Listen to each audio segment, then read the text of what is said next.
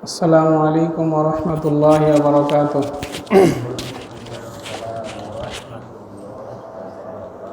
الحمد لله نحمده ونستعينه ونستغفره ونعوذ بالله من شرور أنفسنا ومن سيئات أعمالنا. من يهده الله فلا مضل له ومن يضلل فلا هادي له. ونشهد أن لا إله إلا الله وحده لا شريك له. ونشهد أن سيدنا وسندنا وحبيبنا وطبيبنا ومرشدنا ومولانا محمدا عبده ورسوله أرسله بالحق بشيرا ونذيرا وداعيا إلى الله بإذنه سراجا وقمرا منيرا. أما بعد فأعوذ بالله من الشيطان الرجيم. بسم الله الرحمن الرحيم. يا أيها الذين آمنوا اتقوا الله حق تقاته ولا تموتن إلا وأنتم مسلمون. وقال تعالى في آية أخرى: يا أيها الناس اتقوا ربكم الذي خلقكم من نفس واحدة وخلق منها زوجها وبث منهما رجالا كثيرا ونساء واتقوا الله الذي تساءلون به والأرحام إن الله كان عليكم رقيبا. وقال تعالى في آية أخرى: يا أيها الذين آمنوا اتقوا الله وقولوا قولا سديدا يصلح لكم أعمالكم ويغفر لكم ذنوبكم ومن يطع الله ورسوله فقد فاز فوزا عظيما. وقال رسول الله صلى الله عليه وسلم: اتق المحارم تكن أعبد الناس، أو كما قال عليه الصلاة والسلام. وقال الله تعالى في شان حبيبه مخبرا وآمرا: إن الله وملائكته يصلون على النبي يا أيها الذين آمنوا صلوا عليه وسلموا تسليما. সবাই মুহাব্বতের সাথে দরুদ পড়ি। আল্লাহুম্মা সাল্লি আলা মুহাম্মাদিন ওয়া আলা আলি মুহাম্মাদ কামা সাল্লাইতা আলা ইব্রাহিম ওয়া আলা আলি ইব্রাহিম ইন্নাকা হামিদুম মাজিদ। আল্লাহুম্মা বারিক আলা মুহাম্মাদিন ওয়া আলা আলি মুহাম্মাদ কামা বারাকতা আলা ইব্রাহিম وعلى آل إبراهيم إنك حميد مجيد. اللهم صل على محمد وعلى آل محمد كما صليت على إبراهيم وعلى آل إبراهيم إنك حميد مجيد. اللهم بارك على محمد وعلى آل محمد كما باركت على إبراهيم وعلى آل إبراهيم إنك حميد مجيد. الحمد لله. আল্লাহ তাআলার দরবারে লাখো কোটি শুকরিয়া যে মহান রব্বুল আলামিন আমাদেরকে এই ফিতনা ফাসাদের জামানায় দুনিয়ার সমস্ত কাজ থেকে ফারেক করে আল্লাহ তাআলার ফরজ বিধান জুমার 2 রাকাত নামাজ আদায় করার জন্য পৃথিবীর বুকে আল্লাহ তাআলার সবথেকে প্রিয়তম জায়গা আল্লাহ তাআলার ঘর মসজিদে আসার বসার, তার নাজিলকৃত কিতাব কোরআন, তার রাসূলের রেখে যাওয়া সুন্নাহ থেকে কিছু কথা শোনা এবং বলার তৌফিক দান করেছেন। সে মহান রব্বুল আলামিনের দরবারে শুকরিয়া আদায় করি। সকলে বলি আলহামদুলিল্লাহ। আমি আপনাদের সামনে কোরআনে কারিম থেকে 3টা আয়াত তেলাওয়াত করেছি। প্রতিটা জুমাতেই প্রথম খুতবাতে সাধারণত আমি এই 3টা আয়াত তেলাওয়াত করে থাকি। নবী সাল্লাল্লাহু আলাইহি ওয়াসাল্লামও তার প্রায় খুতবার মধ্যে এই 3টা আয়াত তেলাওয়াত করতেন। এই 3টা আয়াতের ব্যাখ্যা বা তর্জমার দিকে যদি আমরা লক্ষ্য করি, আমরা দেখতে পাবো একটা বিষয়ের প্রতি বারবার আল্লাহ সুবহানাহু ওয়া তাআলা তাকিদ দিচ্ছেন, গুরুত্ব দিচ্ছেন, আমাদেরকে জোরদার নির্দেশ দিচ্ছেন। মহান আল্লাহ তাআলা তার বান্দাদেরকে লক্ষ্য করে বলছেন। সূরা আল ইমরানের যে আয়াতটা, সেই আয়াতের মধ্যে আল্লাহ বলছেন, ইয়া আইয়ুহাল্লাযীনা আমানুত্তাকুল্লাহ হাক্কা তুকাতিহি ওয়া লা তামুতুন্না ইল্লা ওয়া আনতুম মুসলিমুন। হে ওই সমস্ত মানুষেরা যারা আমি আল্লাহর প্রতি ঈমান এনেছ, যারা আখিরাতের প্রতি বিশ্বাস স্থাপন করেছ, তাদেরকে আমি ডেকে বলছি তোমরা আল্লাহ তাআলাকে ভয় করো।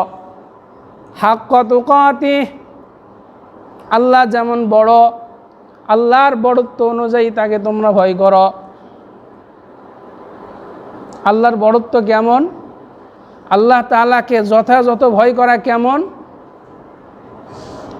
অন্য আয়াতের মধ্যে আল্লাহ সুবহানাহু ওয়া তাআলা বলছেন। সূরা বাকারার শেষ পৃষ্ঠার মধ্যে আয়াতটা আছে, 2 আয়াত আগের যে আয়াতটা, লিল্লাহি মা ফিস সামাওয়াতি ওয়া মা ফিল আরদ,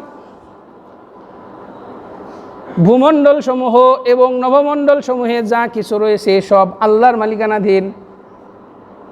লিল্লাহি মা ফিস সামাওয়াতি ওয়া মা ফিল আরদ, নভমণ্ডল সমূহ এবং ভূমণ্ডলে যা কিছু রয়েছে সব আল্লাহর কর্তৃত্বাধীন।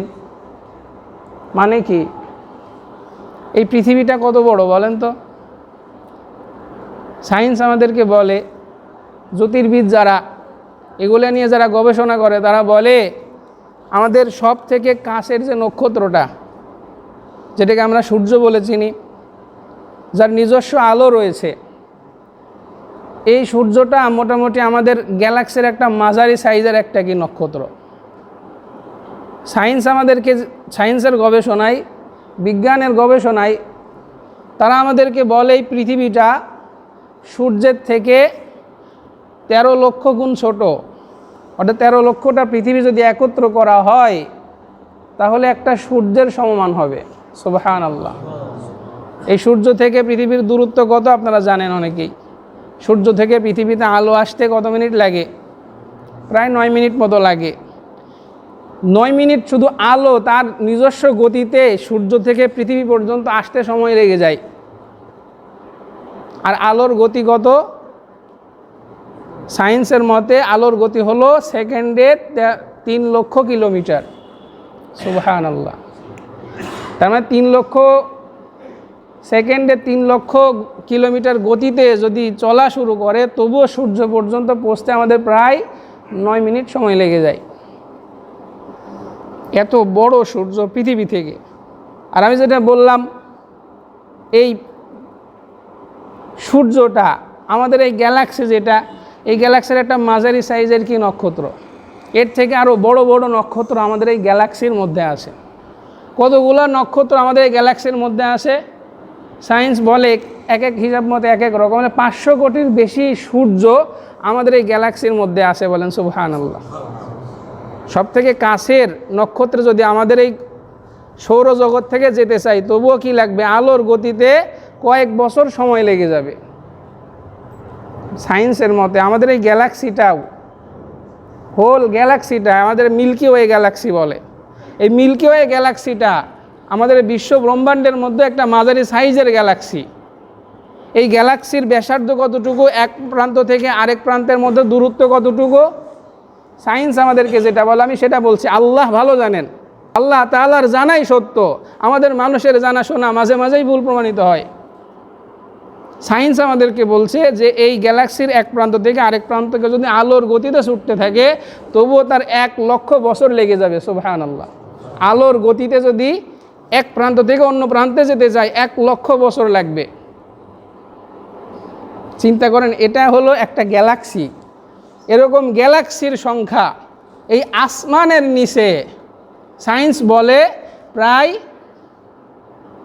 170 বিলিয়ন বা 200 বিলিয়ন গ্যালাক্সি, বিলিয়ন বিজ্ঞানীদের হিসাবের বাইরে আরও কত আসে, এটা আল্লাহ সুবহানাহু ওয়া তাআলা ভালো জানেন। আমি এই সংখ্যাটা বা আমি এই ব্যাখ্যাটা কেন বললাম আপনাদেরকে, আল্লাহ এই আয়াতের মধ্যে বলছেন আল্লাহকে চিনেন, আল্লাহকে চেনেন। আল্লাহ কে? আল্লাহ বলছেন লিল্লাহি মা ফিস সামাওয়াতি ওয়া মা ফিল আরদ, আসমান সমূহ এবং নবমণ্ডলের মধ্যে যা কিছু রয়েছে সব কিছু তার আয়ত্তাধীন, তার কর্তৃত্বাধীন।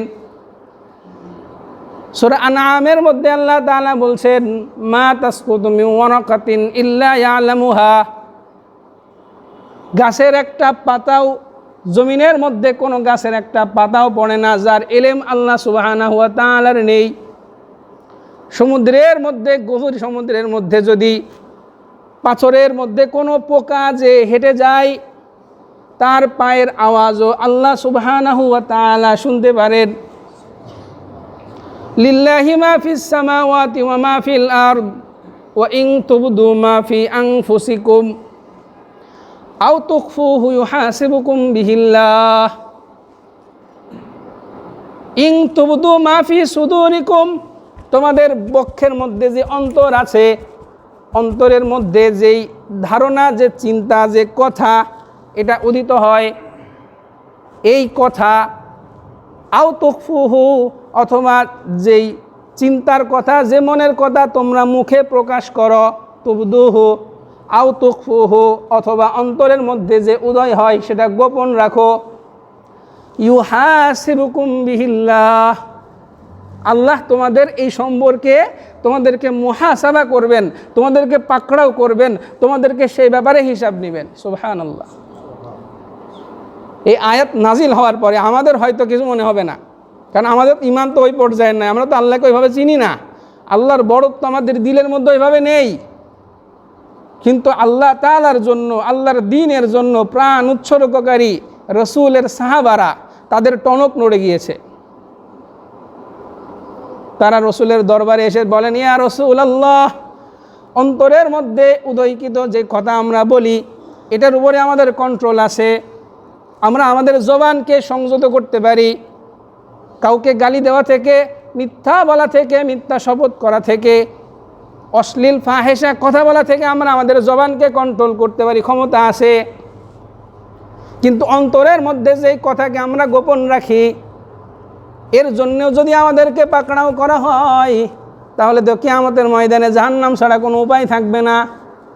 অনেক সময় অন্তরের মধ্যে এমন খারাপ খারাপ কথা উদিত হয়, চিন্তা উদিত হয়, সেগুলা কাজে পরিণত না করলেও অন্তরের মধ্যে উদয় হয়। এগুলার হিসাব যদি আল্লাহ নেন আমাদের ধ্বংস ছাড়া উপায় থাকবে না, এটা আমাদের জন্য কঠিন হয়ে যাবে। রসুল তাদেরকে ডেকে বললেন আমার সাহাবীরা, বনি ইসরাইলের কত মানুষ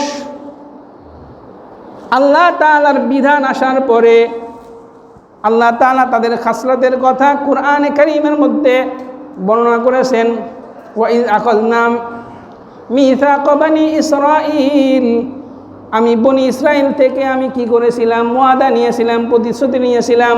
এমনকি আল্লাহ বলছেন ওয়া রাফা'না ফাওকাকুমুত তুর, তাদেরকে তুর পর্বত মাথার উপর তুলে ধরে বলেছিলাম তাওরাতের বিধান মানো, না হলে তুর পর্বত ফেলে দিব। এরপরেও এই জাতি কি বলেছে জানো? বলেছে ক্বালু সামি'না ওয়া আতা'না, সামি'না ওয়া আসাইনা, আমরা শুনেছি এবং প্রত্যাখ্যান করেছি, মানতে পারলাম না। বনি ইসরাইল তাদের এই ঘাটতারামির কারণে ধ্বংস হয়ে গিয়েছে। সাবধান সাবধান আমার সাহাবীরা, আল্লাহ তাআলা তার পক্ষ থেকে যা নাজিল করে নিয়েছেন সেটাকে গ্রহণ করো, মেনে নাও। কারণ মুমিনের সিফাত হলো তারা বলবে সামি'না ওয়া আতা'না, আমরা আমাদের রবের কথা শুনেছি এবং তা মেনে নিয়েছি, বিশ্বাস করেছি। রসুলের এই কথা বলার পর আল্লাহ তাআলা মুমিনদের প্রশংসা করে, তারা যখন আল্লাহর আনিত বিধান মেনে নিয়েছে, কিতাবুল্লাহর আয়াত মেনে নিয়েছে, আল্লাহ তাআলা খুশি হয়ে তাদের ব্যাপারে আয়াত নাজিল করে দিলেন। কি আয়াত? আমানার রাসূলু বিমা উনজিলা ইলাইহি মির রাব্বিহি ওয়াল মুমিনুন। সূরা বাকারার শেষ দুই আয়াতের প্রথম আয়াত আমানার রাসূলু বিমা উনজিলা ইলাইহি মির রাব্বিহি ওয়াল মুমিনুন কুল্লুন আমানা বিল্লাহ ওয়া মালাইকাতিহি ওয়া কুতুবিহি ওয়া রুসুলিহি লা নুফাররিকু বাইনা আহাদিম মির রুসুলিহি ওয়া ক্বালু সামি'না ওয়া আতা'না গুফরানাকা রাব্বানা ওয়া ইলাইকাল মাসির। আল্লাহ আয়াত নাজিল করে দিলেন তাদের প্রশংসা করে। আশা মাত্র তারা মেনে নিয়েছে, আল্লাহর কথা বিশ্বাস করেছে, তার কিতাবের প্রতি বিশ্বাস করেছে, তার রসুল আদম থেকে নিয়ে শেষ নবী মুহাম্মদ পর্যন্ত নবী আল্লাহ পাঠাইছেন সবার উপর তারা ঈমান এনেছে এবং তারা বলেছে গুফরানাকা, আল্লাহ আমরা আপনার কাছে ক্ষমা চাই, হয়তো আমাদের থেকে ভুল ত্রুটি হয়ে যাবে, আল্লাহ গো মাফ করে দেন। ওয়া ইলাইকাল মাসির, আপনার কাছেই ফিরে যেতে হবে, আপনার সামনে গিয়ে দাঁড়াতে হবে। সাহাবায়ে কেরামের ঈমান। সূরা আল ইমরানের যে আয়াতটা তেলাওয়াত করেছি, তাফসীর খুলে দেখেন এই আয়াত নাজিল হওয়ার পর কি আয়াত? ইয়া আইয়ুহাল্লাযীনা আমানুত্তাকুল্লাহা হাক্কা তুকাতিহি, হে ঈমানদারেরা, হে ওই সমস্ত মানুষেরা যারা আমি আল্লাহকে বিশ্বাস করো, আমি আল্লাহর বড়ত্বের প্রতি বিশ্বাস করো, আখিরাতের প্রতি বিশ্বাস রাখো, মালিক ইয়াউমিদ্দিন বলে আমাকে যারা স্বীকার করো তাদেরকে বলছি ইত্তাকুল্লাহ, আল্লাহকে ভয় করো, হাক্কা তুকাতিহি, তাকে ভয় করার মতো ভয় করো। এই আয়াত নাজিল হওয়ার পর সাহাবায়ে কেরামের আর চোখে ঘুম নাই। রাত্রিবেলা যখন হয় বিছানায় শোয়ার বাদ দিয়ে আল্লাহ তাআলার ভয়ে নামাজে দাঁড়ায় গেল, না জানি রাত্রিবেলায় তার স্মরণ থেকে গাফেল হওয়ার ফলে আল্লাহ তাআলার পাকড়াও এসে যায় কিনা। ইত্তাকুল্লাহ হাক্কা তুকাতিহি, আল্লাহ যত বড় তাকে সেভাবে ভয় করতে হবে। ওয়ালা তামুতুন্না ইল্লা ওয়া আনতুম মুসলিমুন, তোমরা মুসলমান হওয়া ছাড়া খবরদার মৃত্যুবরণ করো না। আমি আপনাদেরকে জিজ্ঞেস করি, আল্লাহ ভয় করতে বলছেন মৃত্যুকে না আল্লাহকে? ভালোভাবে বুঝবেন বিষয়টা। আমরা কাকে ভয় করি? কত সিকিউরিটি আছে আমাদের।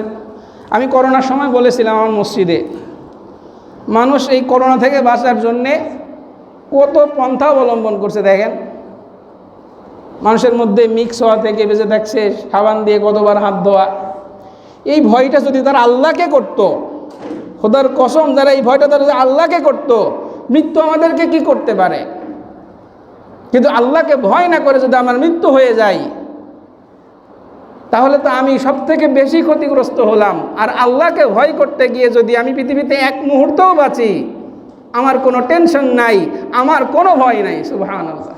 সাহাবায়ে কেরাম কি করলেন? রাত্রিভর নামাজে লেগে গেলেন। রাত্রিবেলা তাদের নামাজে দাঁড়িয়ে থাকার দরুন তাদের পাগুলা ফুলে যেতে লাগলো।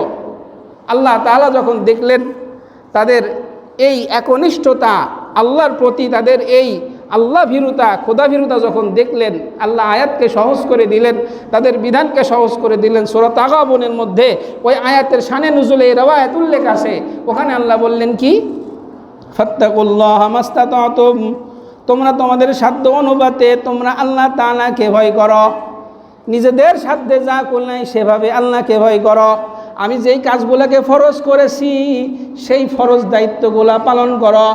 যেই হারাম থেকে নিষেধ করেছি হারাম থেকে বেঁচে থাকো। চাই সেটা দারিদ্রতার মধ্যে হোক, সচ্ছলতার মধ্যে হোক, চাই সেটা প্রকাশ্যে হোক, চাই সেটা গোপনে হোক। সুবহানাল্লাহ। আমরা করি আল্লাহকে ভয়, আল্লাহকে আমরা চিনি। আল্লাহ নবী মুহাম্মদুর রাসূলুল্লাহ, যে যত বেশি আল্লাহকে চিনবে সে তত বেশি আল্লাহকে কি করবে? আমাদের মধ্যে সব থেকে বেশি আল্লাহকে চিনতেন কে? সবাই বলেন তো। মুহাম্মাদুর রাসূলুল্লাহ। যেই রসুলের ব্যাপারে আল্লাহ সূরা ফাতহের শুরুতে বলেছেন। সূরার নাম কি? সূরাতুল ফাতহি, 26 নম্বর পারার সূরা। আল্লাহ তাআলা আয়াতের মধ্যে বলছেন, ইন্না ফাতাহনা লাকা ফাতহাম মুবিনা লিয়াগফিরা লাকাল্লাহু মা তাকাদ্দামা মিন যামবিকা ওয়া মা তাআখার ওয়া ইউতিম্মা নি'মাতাহু আলাইকা ওয়া ইয়াহদিয়াকা সিরাতাম মুস্তাকিমা। হে নবী, আমি আপনাকে সুস্পষ্ট বিজয় দান করেছি। বিজয় দান করেছি কেন দান করেছি? লিয়াগফিরা লাকাল্লাহু মা তাকাদ্দামা মিন যামবিকা, যাতে করে আমি আপনার গুনাহ ক্ষমা করে দিতে পারি যা আপনার জীবনের শুরুতে চলে গিয়েছে। মা তাকাদ্দামা, ওয়ামা তাআখার, যা সামনে আসবে, আপনার আগে পিছের সমস্ত গুনাহ আমি আল্লাহ ক্ষমা করে দিয়েছি। সুবহানাল্লাহ। আল্লাহ রসুল বলেন, এই আয়াতের তাফসিরে একটা রেওয়ায়াত উল্লেখ করে, আল্লাহ রসুল বলেন, আজকে আমার প্রতি এমন একটা আয়াত নাজিল করা হয়েছে, যদি পুরা তামাম দুনিয়া আমি মুহাম্মদকে দিয়ে দেওয়া হয়, আমি ওরকম খুশি হব না। এই আয়াত নাজিল হওয়ার কারণে আমি রসুল যতটা খুশি হয়েছি। সুবহানাল্লাহ। কারণ আমার রব আমার আগে পিছের সব গুনাহ মাফ করে দিয়েছেন। এই মজলিসের মধ্যে কার গ্যারান্টি আছে যে সে বলতে পারবে আমার সব গুনাহ আল্লাহ মাফ করে দিয়েছেন? আছে কেউ? পৃথিবীর কেউ বলতে পারবে এই কথা? কিন্তু এই স্বীকারোক্তি কে দিচ্ছেন? আরশের মালিক দিচ্ছেন। আমি আপনাকে বিজয় দান করেছি যাতে আগে পিছের সব গুনাহ মাফ করতে পারি, আপনার সব গুনাহ আমি মাফ করে দিয়েছি। এই গ্যারান্টি আসার পরে রসুল কি করেছেন জানেন? হযরত আব্দুল্লাহ ইবনে উমর রাদিয়াল্লাহু আনহু বলছেন, রসুল সাল্লাল্লাহু আলাইহি ওয়াসাল্লাম কোন এক মজলিসে বসে আছেন। ইবনে উমর বলছেন, আমি বারবার রসুলের দিকে তাকাচ্ছি, আমি দেখছি আল্লাহর রসুল বারবার আসমানের দিকে তাকান। ইবনে ওমর বলেন, আমি শোনার চেষ্টা করছি রসুল কেন তাকাচ্ছেন আর কি বলছেন। ইবনে ওমর বলেন, আমি চেষ্টা করলাম রসুল কি বলছেন শোনার জন্যে। আমি কান পেতে শুনলাম রসুল বলছেন, আল্লাহুম্মা গফিরলি ওয়া তুব আলাইয়া, হে আরশের মালিক, হে আল্লাহ, আপনি আমাকে ক্ষমা করুন, আমার তাওবা কবুল করুন। সুবহানাল্লাহ। ইবনে ওমর বলেন, আমি রসুলের দিকে তাকায় আছি, আমি দেখছি কয়বার রসুল আসমানের দিকে তাকায়। ইবনে ওমর বলছেন, আমি গণনা করেছি রসুল 100 বারের বেশি এক মজলিসে থেকে বারবার আসমানের দিকে তাকাচ্ছেন আর আল্লাহর কাছে বলছেন, আল্লাহুম্মা গফিরলি ওয়া তুব আলাইয়া, আল্লাহ আমার গুনাহ ক্ষমা করে দেন, আল্লাহ আমার তওবা কবুল করেন। সুবহানাল্লাহ। আল্লাহ রসুল বলেছেন, আতকাকুম, আমি তোমাদের মধ্যে সর্বোত্তম তাকওয়ার অধিকারী, আমি আল্লাহকে সব থেকে বেশি ভয় পাই, বেশি ডরাই। রসুলের তাকওয়া। আমরা কোথায়? হযরত আয়েশা সিদ্দিকা বলেন, এক রাত্রে, গভীর রাত্রে দেখি আমার বিছানায় রসুল নাই। আমি হাতড়ে হাতড়ে দেখি রসুলের পায়ের উপর আমার হাত পড়ছে, দেখি রসুল সিজদায় পড়ে কাঁদতেছেন। সুবহানাল্লাহ। রসুল ডুকরে ডুকরে কাঁদছেন। এমন হতো রসুলের অবস্থা, এমন কান্নার দমকে রসুলের বুক থেকে, ডেকসির মধ্যে থেকে যেমন টকবক আওয়াজ হয়, রসুলের বুক থেকে তেমন আওয়াজ বের হতো। আয়েশা সিদ্দিকা বলছেন, ইয়া রাসূলুল্লাহ, নামাজ শেষ হওয়ার পর, ইয়া রাসূলুল্লাহ, আল্লাহ কি আপনার পেছনের সামনের সব গুনাহ মাফ করেন নাই?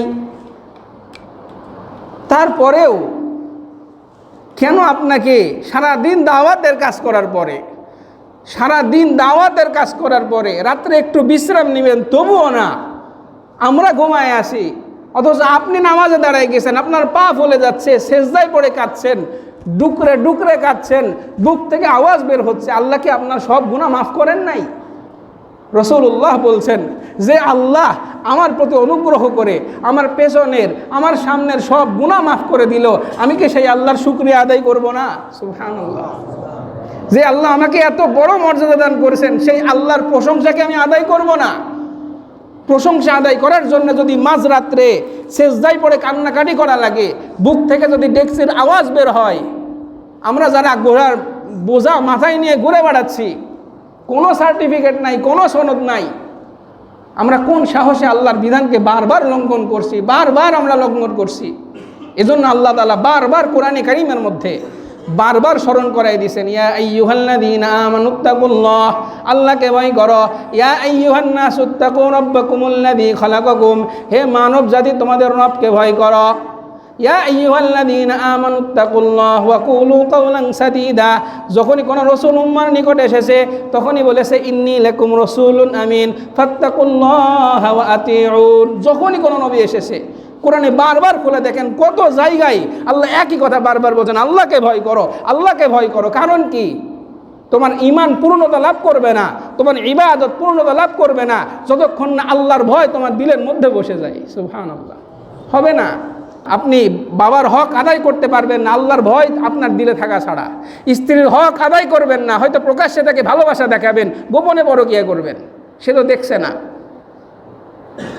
মানুষের সামনে খুব সাধু হয়ে থাকবেন, খুব ভালো, সমাজের প্রতি অনেক দরদি, একটু সুযোগ পাইলেই কি করে দিবেন।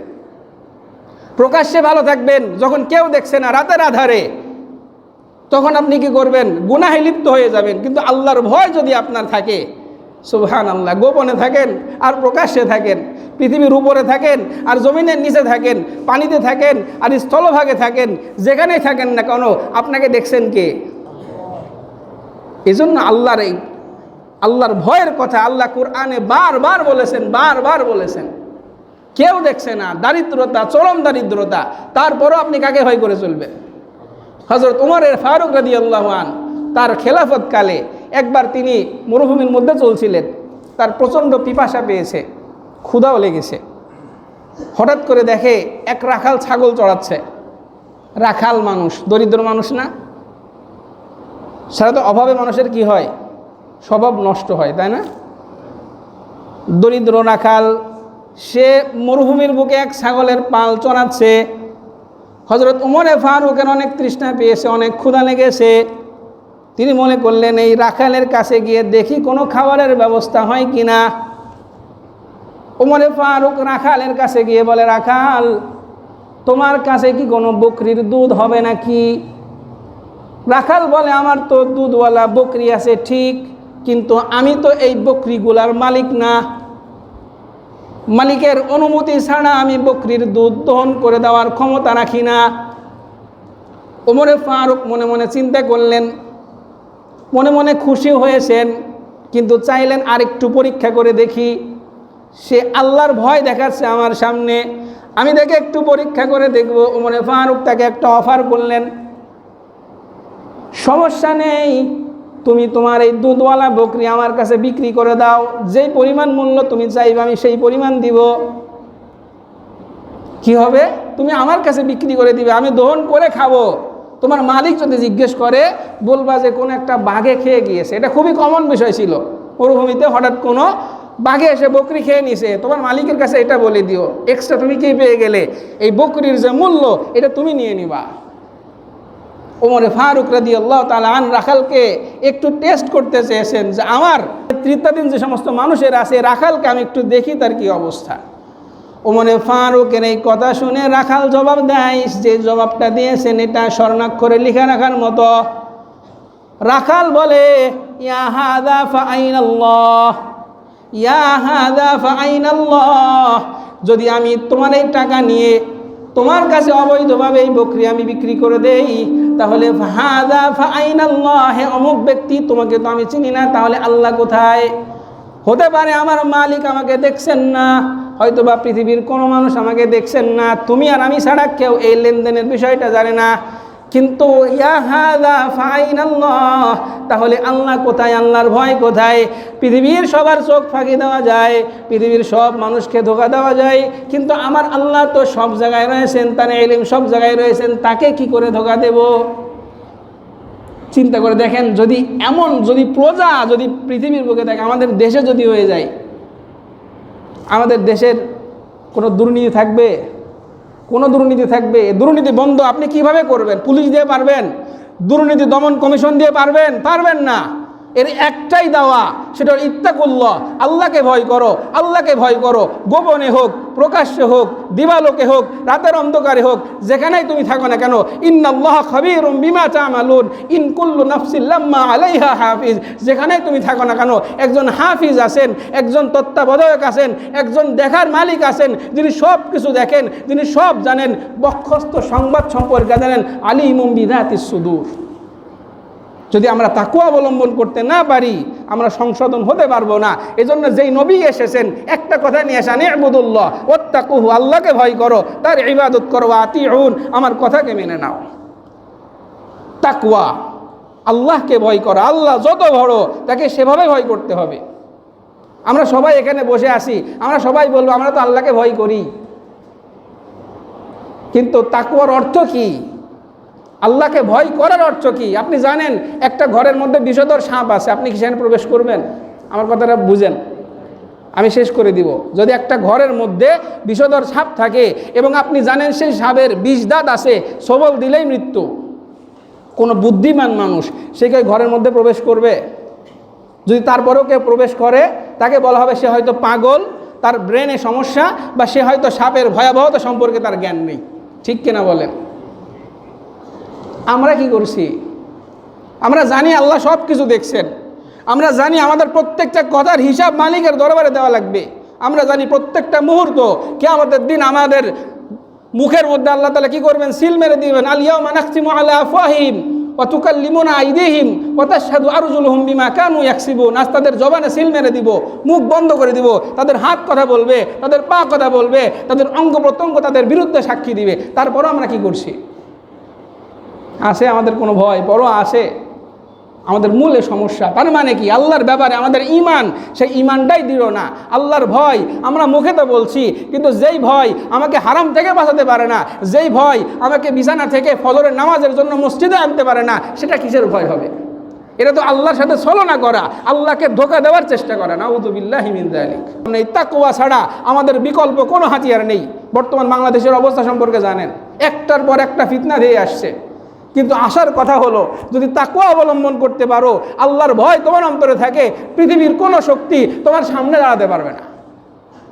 ইমানদারেরা, আল্লাহ তাআলা কোনো সৈন্য সংখ্যার মোকাপেক্ষী না, আল্লাহ তাআলা কোনো সরঞ্জামাদের মোকাপেক্ষী না, আল্লাহ তাআলা কোনো পারমাণবিক বোমার মোকাপেক্ষী না। তিনি সেই সত্তা যিনি 313 জন সাহাবীর হাতে মাত্র 8টা তরবারি দিয়ে বদরের ময়দানে হাজার কাফেরকে তিনি কি করেছেন? পরাজিত করেছেন। সুবহানাল্লাহ। তিনি সেই রব যিনি ফেরাউনের লাখ লাখ সৈন্যের সামনে মুসা আলাইহিস সালাম যখন 6 লাখ তার অনুসারীদেরকে নিয়ে যখন সেই লোহিত সাগরের সামনে যখন এসে উপস্থিত, কি করবে?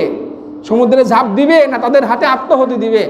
যখন তার অনুসারীরা বলল ইন্না লামুদরাকুন, আমরা তো ধরা খেয়ে গেলাম, মুসা আলাইহিস সালাম বললেন কাল্লা ইন্না মাইয়া রাব্বি সায়াহদিন, আমার সাথে আল্লাহ আছেন, আল্লাহ আমাকে পথ দেখাবেন। সুবহানাল্লাহ। তিনি সেই রব। কিসের ভয় করো? আল্লাহকে ভয় করো, আল্লাহ তোমাদের জন্য যথেষ্ট হয়ে যাবেন। ভরি ভরি উদাহরণ আল্লাহ কুরআনে কারীমের মধ্যে রেখেছেন আমাদের ঈমানকে বাড়ানোর জন্য। শুধু লাগবে কি? পৃথিবীর সব ভয়কে বাদ দিয়ে আল্লাহকে ভয় করা শেখো, আল্লাহর উপর তাওয়াক্কুল করো। ওয়া মান ইয়াতাওয়াক্কাল আলাল্লাহ ফাহুয়া হাসবু, যে আল্লাহর উপর তাওয়াক্কুল করে আল্লাহ তার জন্য যথেষ্ট।